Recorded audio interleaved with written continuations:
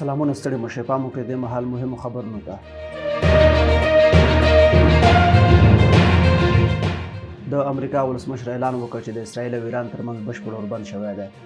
د امریکا ولسمشر ډونالډ ټرمپ د قطر له امیر څخه مننه وکړه چې په سیمه کې د سولې لپاره هڅې کړې دي. د امریکا د متحده ایالاتونو ولسمشر د امریکا په وخت د دوشنبې په ورځ د جون په 23مه په خپله ټولنیزه شبکه سوشل تروټ کې ولیکل چې د ایران او اسرائیل ترمنځ اوربند شوی او په 40 ساعتونو کې به په پړاوونو کې پلی شي چې له دې سره به 12 ورځنۍ جګړه پای ته ورسیږي. رویټرز د یوه باخبره چارواکي په حواله راپور ورکړ چې په قطر کې د امریکا په هوایي اډه ایران له هوایي بریدونو وروسته د قطر لومړي وزیر شیخ محمد بن عبدالرحمن الثاني د ټلیفوني خبرو اترو له لارې د امریکا د اوربند وړاندیز ته د تهران موافقت ترلاسه کړه. دغه چارواکي چې د نوم نه له ښودلو یې ډډه وکړه زیاته کړه چې دا ټلیفوني اړیکه وروسته له هغه وشوه چې ډونالډ ټرمپ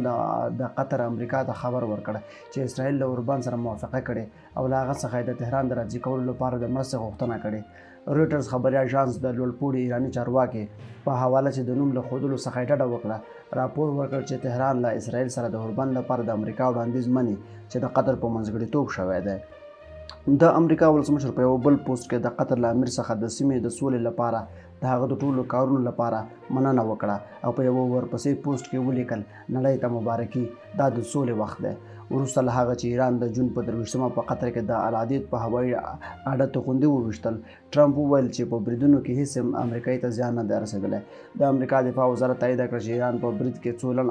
او منځني واټن بالستیک توغندي وویشتل او ویل چې دغه تلفاتو هیڅ راپور نشته. د ایران یا اسرائیل لخوا په دې اړه کوم رسمي بیان نه دی ورکړل شوی او دا روښانه نه ده چې آیا ایران د یورانیم د غني کولو د پای ته رسولو لپاره د امریکا لخوا له ټاکل شویو شرایطو سره موافقه کړې ده که نه. پر ایران د اسرائیلو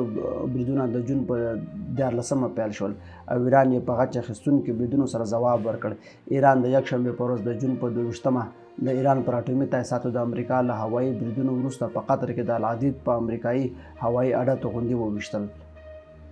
د امریکا ولسمشر ډونالډ ټرمپ له ایران مننه کړې او ویلي دي چې تهران په قطر کې د برید په اړه وار له مخه حال ورکړی و نو ځکه یې پر قطر توغول شوي توغندیو هیڅ زیان نه دی اړولی.